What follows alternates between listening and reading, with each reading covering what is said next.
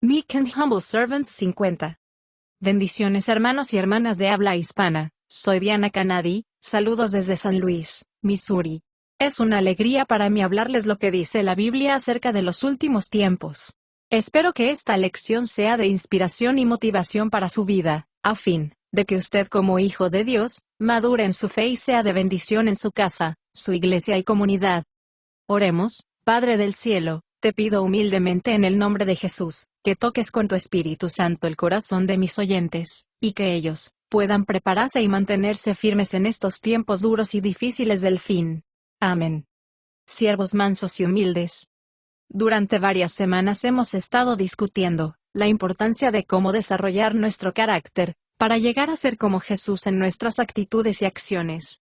Fuimos creados por Dios para convertirnos en sus hijos e hijas por la fe en Él, y transformarnos a la imagen de Cristo. Jesús es el modelo para la familia de Dios. Romanos 8:29. Nuestra responsabilidad número 1 como cristianos es llegar a ser cada vez más semejantes a Cristo en nuestro carácter. 1 de Juan 2:6. Jesús es Dios, es hombre, sin dejar de ser Dios. Mientras estuvo en la tierra, Jesús vivió como hombre dependiendo totalmente de Dios, su Padre. Con su dependencia, nos mostró que como hijos e hijas de Dios, debemos vivir y actuar como actuó Jesús con Dios su Padre, y cómo trató Jesús a los demás. Jesús resumió el amor de Dios, para demostrarnos cómo debemos actuar los hijos e hijas de Dios con estas palabras: amarás a Dios con todo tu corazón, mente y alma, y amarás a tu prójimo como a ti mismo. Mateo 22 del 37 al 40. Amar a Dios significa obedecer su ley amando al mundo. Amar al prójimo significa tratar a las personas como queremos que nos traten a nosotros. La forma en que tratamos a las personas es una expresión de nuestro amor por Dios. Si no amamos a los demás, trátenos lo cierto de la forma que ellos vean que amamos verdaderamente a Dios, obedeciendo su mandato.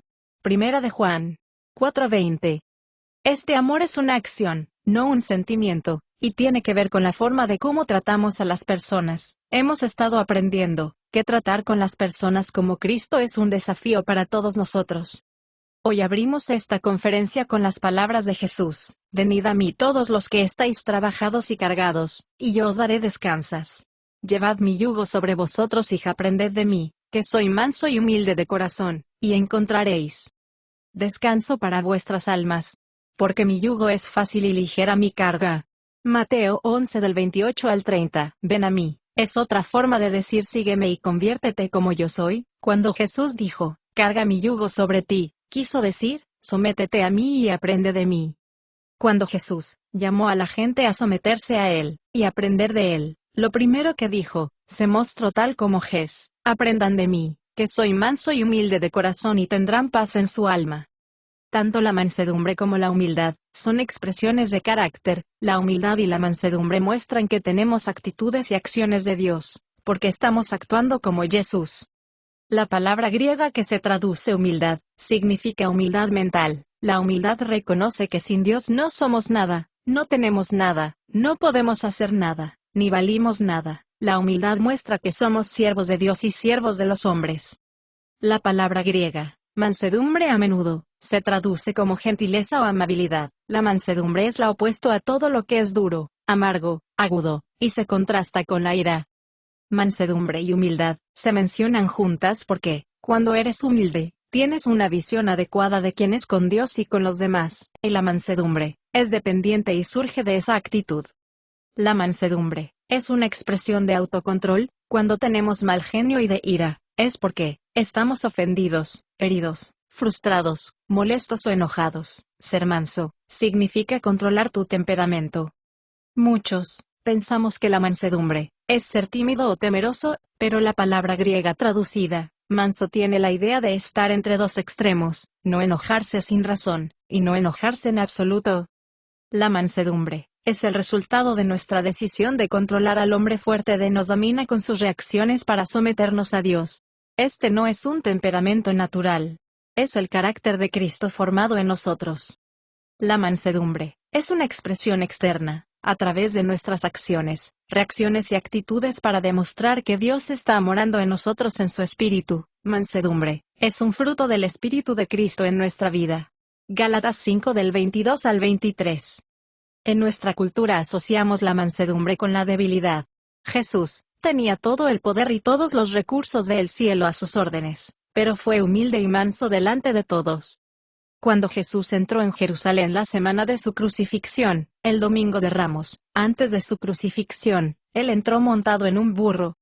En Mateo 21 del 4 al 5, dice, todo esto se hizo para que se cumpliera lo dicho por el profeta Zacarías 9:9, decida la hija de Sión, Jerusalén, he aquí tu rey viene, manso, y sentado sobre un pollino hijo de asna. En el mundo occidental, el burro es un animal humilde, sin embargo, en ese animal noble, cuando los reyes montaban en burros, venían en señal de que venían en paz. Los rabinos de primer siglo pensaron que Zacarías 9:9 se refería a las acciones del Mesías. Jesús afirmaba ser el Mesías delante de miles de personas. Fue en Pascua a Jerusalén a la vista de 2,5 millones de peregrinos. Las multitudes clamaron Hosanna, viva al Hijo de David, un título mesiánico, y extendieron mantos y ramas de palmera en todo el camino delante de Jesús mientras entraba en Jerusalén. Esto significa que la gente lo estaban reconociendo como rey. Los religiosos hipócritas, ellos lo esperaban como el nuevo rey, profetizado en las Escrituras. El Mesías entraba triunfante en Jerusalén, tendiendo sus mantos en todo el camino, como en Segunda de Reyes 9:13. Llevar, levantar y agitar palmas y ramas era un emblema de victoria y de gloria. Apocalipsis 7:9. Primera de Macabeos 13:51, y Segunda de Macabeos 10:7. Esta fue una entrada triunfal a la ciudad, pero en menos de una semana, Jesús fue crucificado y asesinado por los religiosos malvados. Planificaron matarlos a un hombre que vino lleno de mansedumbre, bondad y compasión, y él no les juzgó, ni les condenó. Él vino a entregarse voluntariamente como el cordero del sacrificio por el pecado. El apóstol Pablo escribió un pasaje extenso sobre la clase de amor que debemos expresar a los demás. Las primeras dos características que Pablo enumeró son la paciencia y la bondad. El amor es paciente y bondadoso. Primera de Corintios 13:4. La palabra griega traducida, amable, significa mostrarse útil e implica bondadoso y gentil. Paciencia proviene de una palabra griega que quiere decir lento para la ira. Se compone de dos palabras, larga e ira, que se traduce como paciencia. El diccionario del Nuevo Testamento Devine dice que esta palabra se refiere a una cualidad de moderación y tolerancia para no tomar represalias o castigar rápidamente. Es todo lo opuesto a la ira. Esta paciencia o tolerancia no es una emoción, es una acción basada en las decisiones que tomamos para soportar y no explotar con las cosas que no nos gustan, es decir, es el poder para contener o controlar nuestra ira. Esto no significa que cuando nos sentimos molestos y enojados, podemos controlar nuestras reacciones y quedarse quieto y sentirse feliz, porque estamos actuando en obediencia a Dios Todopoderoso, tratando a las personas como Dios quiere que ellos nos traten a nosotros. Es dominarse de hacer lo que sentimos y nos apetece, antes de gritar y vociferar con desprecio y sin control, faltando el respeto, y menospreciarlos a los que nos molestan. En Efesios 4 del 1 al 2, Pablo dice, por tanto, yo, preso en el Señor, os ruego que llevéis una vida digna de vuestra vocación, porque habéis sido llamados por Dios. Sea humilde y gentileza, siendo pacientes y tolerantes con las faltas de los demás. Jesús se había enojado a veces, dijo a sus apóstoles, ¿hasta cuándo soportaré tanta incredulidad? ¿Hasta cuándo tendré que aguantaros? Mateo 17:17. Jesús caminó en perfecto amor hacia Dios y los hombres. Nunca explotó contra nadie ni perdió el control de sí mismo, no llamó a nadie estúpido, idiota, ni los humilló en nada. Pablo contrastó la mansedumbre con la riña cuando escribió, recuerda a tu pueblo, diles que no deben hablen mal de cualquiera, y deben evitar riñas y contiendas, en lugar de eso, que deberían ser amable y mostrar una verdadera humildad con todos. Tito 3 del 1 al 2. Hablar mal de significa denigrar, convertir a alguien en el malo. Se puede traducir blasfemar, difamar, injuriar, injuriar. Contención significa esforzarse, luchar, argumentar, mantener o sostener que tu opinión es correcta. Notemos esta traducción. Recuerde a la gente que no difamen, abusen, no hablen mal de nadie, que eviten ser contencioso, sino que sean tolerantes, dóciles, gentiles y conciliadores, y mostrando cortesía incondicional hacia todos. ¿Cuántos de nosotros reaccionamos así? No tienes derecho a tratarme así. ¿Cómo te atreves? Te lleva a contiendas o riñas. La mansedumbre está dispuesta a dejarlo ir, reírse y olvidarlo todo. La mansedumbre es lo opuesto a la reclamación de nuestros derechos y el interés propio. El amor con el que debemos amar a los demás, no busca venganza, sino está comprometido con la administración de justicia y la paz de Dios Todopoderoso, quien es juez justo. Primera de Pedro 2 del 21 al 23. Cuando nos convertimos en seguidores de Jesús, aprendemos a tratar a las personas, sin importar cómo ellos nos tratan. Como cristianos, no debemos permitir que las emociones dominen nuestro comportamiento. Debemos ser dirigidos por el Espíritu, siendo obedientes y sumisos con su palabra.